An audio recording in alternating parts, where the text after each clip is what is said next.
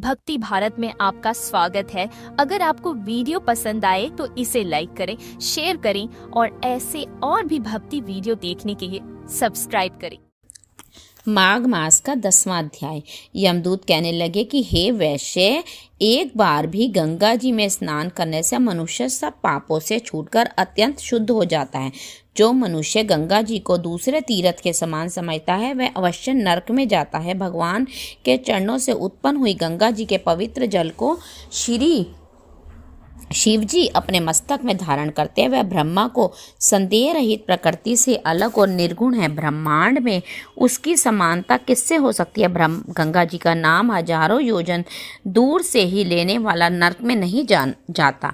इसलिए मनुष्य को अवश्य में गंगा जी में स्नान करना चाहिए। हे वैश्य, जो ब्राह्मण दान लेने का अधिकारी होकर भी दान नहीं देता वह आकाश के नक्षत्रों में चंद्रमा के समान है। जो कीचड़ से गौ को निकालता है, जो रोगी की रक्षा करता है या जो गौशाला में मरता है वह आकाश में तारा होता है। प्राणायाम करने वाले मनुष्य सदैव उत्तम गति को प्राप्त होते हैं।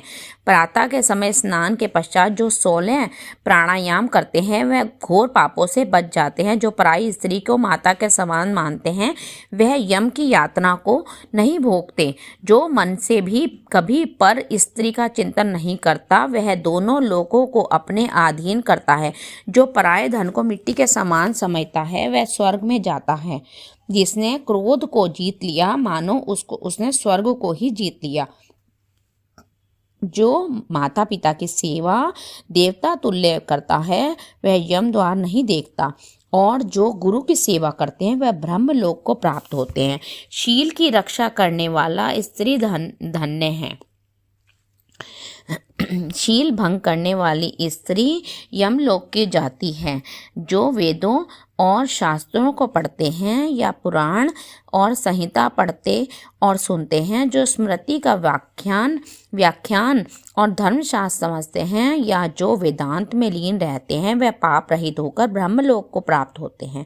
जो अज्ञानियों को वेद शास्त्र का ज्ञान देते हैं वे देवताओं से भी पूजित होते हैं। यमदूत ने कहा कि वैश्य श्रेष्ठ यमराज ने हमको वही आज्ञा दे रखी है कि तुम किसी वैष्णव को मेरे पास मत लाओ। हे वैश्य, पापी लोगों को इस संसार रूपी नरक को पार करने के लिए भगवान की भक्ति के सिवाय दूसरा और कोई उपाय नहीं। भगवान की भक्ति न करने वाले मनुष्य को चांडाल के समान समझना चाहिए। भगवान के भक्त अपने माता पिता दोनों के कुलों को तार देते हैं और उनको नरक में नहीं रहने देते। जो मनुष्य वैष्णव का भोजन करते हैं वे भगवान की कृपा से श्रेष्ठ गति को प्राप्त होते हैं। बुद्धिमान को सदैव वैष्णव का अन्न खाना चाहिए। इससे बुद्धि पवित्र होकर मनुष्य पाप नहीं करता। गोविंदाय नमः इस मंत्र का जाप करता हुआ जो मनुष्य मृत्यु को प्राप्त होता है वह परम धाम को प्राप्त होता है।